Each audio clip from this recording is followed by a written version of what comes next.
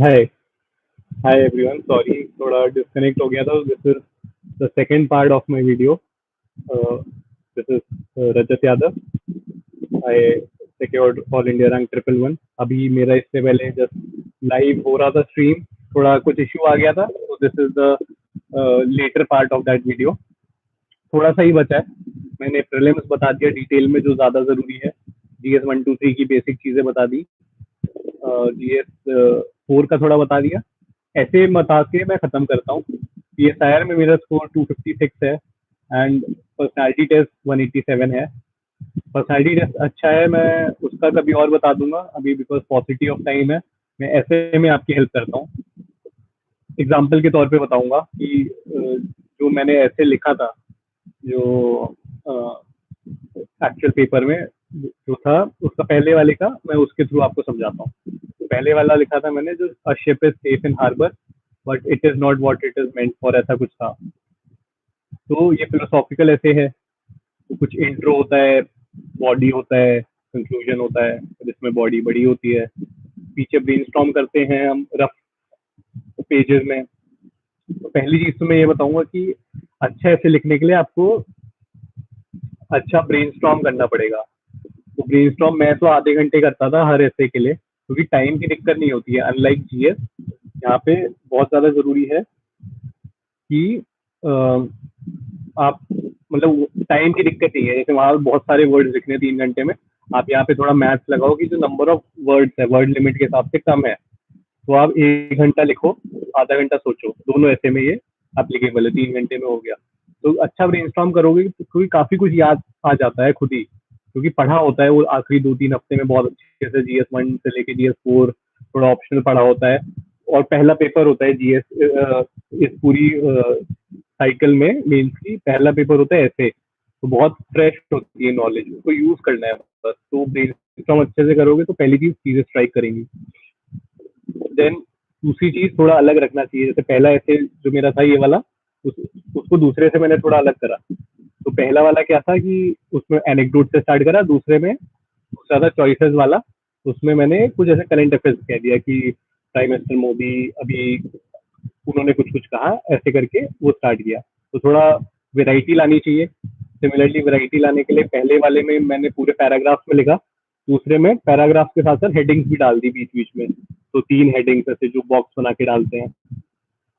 फिर उसके अलावा थोड़ा फ्लो बना रहना चाहिए. तो फ्लो की बात बाद में करता हूँ, पहले डायमेंशन कवर करते हैं. तो डायमेंशन में टेम्पोरल जरूरी है. एंड एक सेफ साइड रहने के लिए ये करना चाहिए कि जब ब्रेनस्टॉर्म कर रहे हैं तो इंट्रो से पहले बॉडी ब्रेनस्टॉर्म करो. बॉडी ब्रेनस्टॉर्म करोगे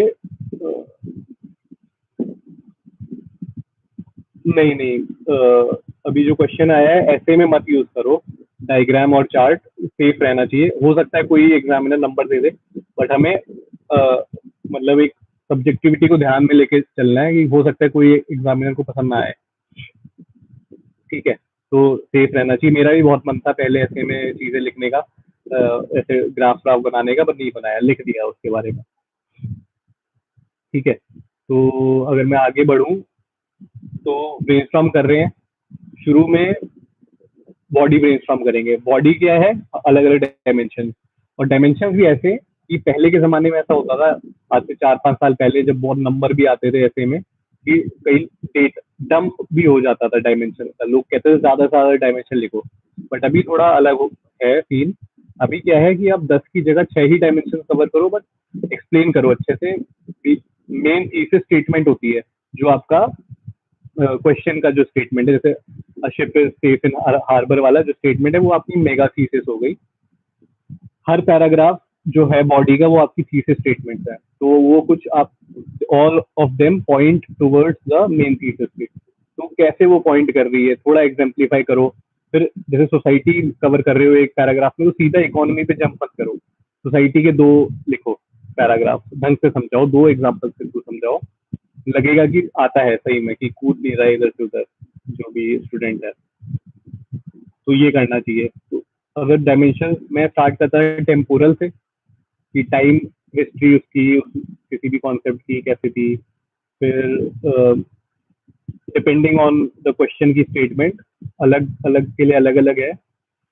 तो जैसे पहले वाला था तो मैं स्टार्ट करा और लिटरल ट्रांसलेशन भी हो गई यहाँ पे चीज़ों की कि जो सर फ्रांसिस ड्रेक है वो उन्होंने एक्सप्लोरेशन स्टार्ट करी शिप, मतलब he was one of the first people to sort of circumnavigate the earth और ये सब। तो वो अगर उनकी शिप हार्बर से नहीं निकलती तो बहुत सारा जो एक्सप्लोरेशन है वर्ल्ड का वो पॉसिबल ही नहीं होता। तो ये चीज़ तो यहाँ पे लिटरल चीज़ भी आ गई और हिस्टोरिकल चीज़ भी आ गई, और भी किसी कॉन्सेप्ट में अलग अलग तरीके से आएगा। एंड डिपेंडिंग ऑन दैट आपके पैराग्राफ बनेंगे टेम्पोरल वाले, history then somewhat modern history, then 2-3 para max to max, then sectoral चालू होता है। ये टेम्पोरल था, देन सेक्टोरल। तो सेक्टोरल में मैं एक चीज करता था कि इंडिविजुअल जरूर लिखता था। कई लोग इंडिविजुअल मिस कर देते हैं, जैसे शिप स्टेशन हार्बर वाले में आप लिख सकते हो बहुत चीजें, लेकिन इंडिविजुअल भी लिखना चाहिए कि जो एक बेसिक वो वाला लेवल है, इंडिविजुअल लेवल, उस पर चीजें कैसे काम कर रही है। तो इस ऐसे का जो टॉपिक है इसका मतलब है stepping out of your comfort zone. तो उसका मैंने लिखा कि कैसे थोड़ा सा जो स्ट्रेस होता है, जैसे यर्क्स डॉटसन कर्व है जिसकी मैं बात कर रहा था कि बनाने का मन था, बनाया नहीं मैंने, लेकिन उसके बारे में लिख दिया कि स्ट्रेस के साथ हमारी परफॉर्मेंस बढ़ती है। परफॉर्मेंस का जो एक लेवल है, हम ज्यादा परफॉर्म करते हैं, ऐसे ग्राफ जाता है। तो वो मैंने उसकी बात करी यहाँ पे, कैसे इंडिविजुअल माइक्रो लेवल पे कंफर्ट जोन से बाहर जाना हमारे लिए अच्छा है। देन सिमिलरली इंडिविजुअल से आप सोसाइटी पे आओ, फ्री फ्लो रखना चाहिए चीज़ों का, एब्रप्ट नहीं लगना चाहिए। सोसाइटी फिर मतलब इंडिविजुअल से सोसाइटी, सोसाइटी से कुछ पॉलिसी की बातें कर लो, पॉलिसी से पॉलिटी पे आ जाओ प्योर, देन उससे कुछ इकोनॉमिक पॉलिसी की बात करी मैंने, जिसमें एलपीजी रिफॉर्म्स की बात कर ली। देन इकोनॉमी से सीधा भागा नहीं मैं कहीं, इकोनॉमी में ही थोड़ा और डीप डाइव करा और बिजनेस की बात करी। तो उसमें इलॉन मस्क के एग्जांपल लिए कि कैसे, क्योंकि मैंने जैसा बताया नया नया पढ़ा होता है सब कुछ और याद रहता है। तो साइंस से टेक्स्ट में पढ़ा था कि स्पेस टेक्स के आने के बाद से कैसे स्पेस ट्रैवल का कॉस्ट काफी कम हो गया यूनाइटेड स्टेट्स के लिए। तो वहाँ पे इनका एग्जांपल ले सकते हैं इलॉन मस्क का, जो मैंने लिया कि ही stepped out of his comfort zone, थोड़ा रिस्क एवर्स होने की जगह रिस्क लिए, फेलियर्स भी हुए कुछ, लेकिन eventually like staying away from risk is not what an entrepreneur is, like basic philosophy of enterprises, to move, to be outgoing, to explore new avenues. तो ऐसे हर जो पैराग्राफ है उसके पहली लाइन आपकी थीसिस स्टेटमेंट होगी जो मेगा थीसिस को से रिलेट कर रही होगी। तो वो है कि सोसाइटी में भी ये फिनोमेना दिखता है, ऐसे ऐसी पहली लाइन। फिर in the world of economy थोड़ा सिनोनिम्स यूज करो, अलग अलग लगे, मोनोटोनस ना लगे। तो ये हो गया। फिर उसके बाद एग्जाम्पल है कि वो वर्ल्ड ऑफ इकोनॉमी या पॉलिटी में क्या हो रहा है, और उसके बाद लास्ट में linking to the mega thesis. उसके भी अलग अलग तरीके हैं, एक तो नॉर्मल तरीके से कर दो, या फिर सीधा जो मेगा थीसिस है हर 3-4 पैराग्राफ के बाद आप वहां मेंशन करो आपके पैराग्राफ के एंड में। तो this means that ship is truly not meant for the harbour only, ऐसे ऐसे करके कुछ 1-2 पैरा के एंड में लिख दिए। तो ये हो गया। एंड फिर ये जो कनेक्टिंग वाली चीज़ है बहुत ज़रूरी है, थोड़ी नेचुरल चीज़ें लगती हैं ये, एक पैरा से दूसरे पे जा रहे हो तो जैसे इकोनॉमी के बाद, हाँ पैराग्राफ तो बताता हूँ। इकोनॉमी के बाद मान लो इंटरनेशनल पे जाना है तो इकोनॉमी वाले पैरा के एंड में ही लिख सकते हैं कि and this all these things do not and at the national level. फिर इंटरनेशनल की बातें हो गई। और इसके साथ ही मैं ये भी कहना चाहूँगा कि एक क्वेश्चन भी था कि पैराग्राफ का, तो वहाँ भी एक वो होता है जो अभी जो मैंने बताया ना, पहले डायमेंशन जंप कर देते थे लोग, ऐसे ही एक नई वो चली थी कि हर पेज पे 2 पैराग्राफ करने हैं हमें, जो सही चीज़ है। लेकिन अगर हर पेज पे हम हर सारे पेजेस पे 2-2 पैराग्राफ ऐसे रखने एकदम वेल डिजाइंड, और काफी मैकेनिकल लगता है वो, ऐसे एक नेचुरल ऐसे टाइप नहीं लगता है। तो मैं क्या करता था, कुछ ऐसे कुछ पैराग्राफ जानबूझ के बड़े करता था जिससे वो नेक्स्ट पेज पे जाएं, और फिर उस पर फिर 2 छोटे पैराग्राफ कर देता था, जैसे 3 हो गए उसमें। तो ये थोड़ा एक अलग फ्लेवर देता है, आप कैसे हो कुछ अलग लग रहा है तो उसको लगेगा कि, और ये बाकी काफी लोग 2-2 कर रहे होंगे तो आपकी वैसे ही स्टैंड आउट हो जाएगी कॉपी। तो ये सब छोटी मोटी चीजें करती रहनी चाहिए। तो ये आपके सवाल का जवाब है। अगर डायमेंशन की बात करो तो कुछ एक नॉवेल्टी लानी चाहिए डायमेंशन के अंदर में। जैसे सोसाइटी की बात कर रहे हैं तो सब ऑल्टर्न सेक्शंस की बात करोगे तो बहुत अच्छा होगा, +5 या +10 मार्क्स हो जाएंगे आपके। सब ऑल्टर्न सेक्शन जैसे विमेन हो गया या ट्राइबल्स हो गए। जैसे दूसरा वाला जो टॉपिक था वो चॉइसेस वाला था कि चॉइसेस हमें नहीं पता कि राइट और रॉन्ग वाला जो सीन है, तो उसमें ट्राइबल्स का जो जो प्लूरलिज्म है, जो कल्चरल प्लूरलिज्म है, कल्चरल रिलेटिविज्म है, बिना ये टेक्निकल शब्द मेंशन किए आप इनका कॉन्सेप्ट समझाओ। कैसे ट्राइबल्स के साथ जो दिक्कत आती है, असिमिलेशन नहीं चाहिए हमें, इंटीग्रेशन चाहिए, ऐसी वाली चीजें। यहाँ भी वैल्यू एडिशन कर सकते हो, ट्राइबल पंचशील वगैरह की बातें कर सकते हो। अगेन ये ऐसे स्पेसिफिक पॉइंट्स में इसलिए नहीं दे रहा कि ये फिर आपको लगे ये कहाँ से आ गए। ये सब आ जाता है नॉर्मल जीएस की पढ़ाई से और करंट अफेयर से और थोड़ा ऑप्शनल से। वैसे ब्रेनस्टॉर्म में टाइम दोगे ना तो अपने आप चीजें आती रहेंगी। और इसमें ब्रेनस्टॉर्म में एक और चीज अगर मैं बताऊं कि पहले से ही आपको पता है कि जैसे स्पेसिमेन कॉपी होती है हर उसकी जो यूपीएससी के पब्लिक डोमेन में है, तो आपको पता है कि 11 साढ़े 11 पेज लिखने हैं आपको, और आपको फॉन्ट साइज पता है, अपना आपको पता है कि कितना वो होगा कि कितने पैराग्राफ्स होंगे। तो मैं ये काउंट करके गया था, इतने इतने पैराग्राफ बॉडी में रहेंगे, इतने इंट्रो वगैरह में रहेंगे। तो वो पैराग्राफ मैं जब ब्रेनस्टॉर्म कर रहा था, पीछे डायमेंशन लिख रहा था, तो ऐसे ऐसे बना रहा था कि इतने इतने पैरा कंप्लीट हो, मतलब कवर हो रहे हैं। कहीं ऐसा ना हो कि मैं बहुत सारे पैरा एक दो ही डायमेंशन में कर दूं और फिर बचे ही ना। तो हड़बड़ी में चीजें जो कंप्लीट होती हैं वो उससे भी नेगेटिव काफी होता है। तो ये सब आप थोड़ा अकाउंटेबिलिटी मैकेनिज्म रखो अपना।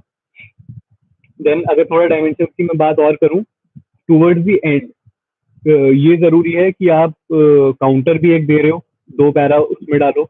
जैसे ship is safe in harbour वाले में काउंटर ये है कि हमेशा भी कंफर्ट जोन से बाहर नहीं निकलना, वी शुड बी कैलकुलेटिव, तो उसके बारे में लिखा। तो उससे थोड़ा ये रहता है कि जो एग्जामिनर खुश होता है कि दिस गाय और दिस गर्ल नोज कि ये चीजें सब्जेक्टिव हैं एंड दोनों पहलू ये जानता है या जानती है। तो ये हो गया। देन फिलोसॉफिकल एसेज जो आजकल बहुत आ रहे हैं, उनमें ये भी एक पैराग्राफ एंड में डालना चाहिए, how to sort of instil those values in people. कि जैसे शिफ्ट ये वाला है या दूसरा चॉइसेस वाला है, तो चॉइसेस वाले में मैंने लिखा कि how to become more tolerant, how to become more pluralistic, about how to appreciate diversity, ये सब डाल सकते हो। तो ये काफी कंप्लीट ऐसे हो गया। तो कि बॉडी हमारी डायमेंशन भी कवर कर लिया हमने, फ्लो बनाए रखा, एक से दूसरे पैराग्राफ पे जा रहे तो वियर्ड नहीं था, बीच बीच में मेन थीसिस स्टेटमेंट आती रही जिससे एग्जामिनर भी होप्ड था, एंड काउंटर चीजें भी बातें कर ली थोड़ी सी, और how to instil these values ये भी हमें पता है, ये समझा भी दिया हमने एग्जामिनर को। अब मैं जल्दी जल्दी इंट्रो कंक्लूजन की बात करके खत्म करता हूँ। हमने बॉडी ब्रेनस्टॉर्म करी, फिर हम इंट्रो पे आएंगे। इंट्रो एक में एनेक्डोट दे दो, एक में कुछ और दे दो, जैसे मैंने बताया, दूसरे में मैं बताता हूँ क्या लिखा। एनेक्डोट वाले में मैंने लिखा कि इब्राहिम लिंकन का एग्जांपल लिया कि he is going for the इमांसिपेशन proclamation and his wife is saying. यहाँ पे एनेक्डोट या जो भी तुम स्टार्ट कर रहे हो, यहीं पे मेगा थीसिस ले आओ। ठीक है, मेगा थीसिस पहले ही इंट्रो में एड्रेस कर दो तो एग्जामिनर को पता चलेगा कि हाँ भाई चीजें सही डायरेक्शन में जा रही हैं। तो उसमें मैंने लिख दिया कि this wife is saying that ship is not like you should not move out of, ये ऐसा क्यों कर रहे हो, कंफर्टेबली एक प्रेसिडेंट हो, क्यों रिस्क लेना है ऐसा, क्यों रिटेलिएशन सहना लोगों का। देन लिंकन से जो ऐसे का वो है, ऐसे लिख दिया। तो ये काफी अच्छी चीज रहती है, लिंक कर दो चीजें, काफी स्ट्राइक करता है, क्रिएटिविटी दिखती है एग्जामिनर को। देन उसके बाद एक पैराग्राफ कंपल्सरी हो गया, ऑलमोस्ट भी सब लिखते हैं कि दिस ऐसे शैल एक्सप्लोर दिस दिस दिस। अब इसमें फायदा क्या है, ब्रेनस्टॉर्म हमने कर लिया तो आराम से ये फिर हम लिख सकते हैं। और इसमें वो सब नहीं करना चाहिए कि I will do this, let's discuss this, we will discuss this ऐसे शैल, थोड़ा प्रोफेशनल रखो। ये एक दो हो गए पैरा। फिर उसके बाद अगर कुछ चीज ऐसी है जो एक्सप्लेन की जा सकती है तो एक्सप्लेन भी कर दो, तो डिफाइन कर दो, ये हो गया। और उसके बाद फिर चालू हो जाओ अपना।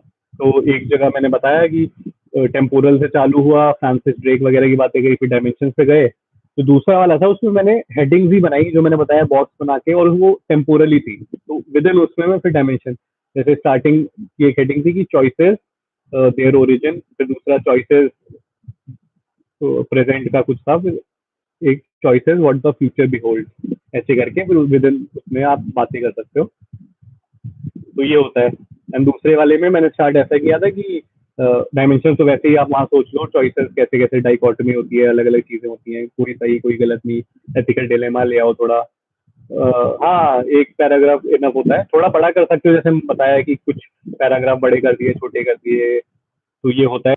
विजुअल लेवल वाला इंट्रिकेट एनालिसिस करने के लिए मैं बड़ा कर देता था पैराग्राफ। तो ये हो गया। बाकी तो मैं यही कहूंगा कि जैसे दूसरे वाले का बता दूं एक बार शॉर्ट में, कि उसमें मैंने लिख दिया कि चॉइसेस वाला था ना, कि choosing the like we have choices, it does not mean that they must be right और रॉन्ग, ऐसा करके। तो मैंने स्टार्ट ऐसा किया कि prime minister Modi in the recent meeting on mission Karmayogi said that the bureaucrats of tomorrow and bureaucrats and other decision makers of tomorrow needs to be better judge of choices, and they should understand the pluralism in choices.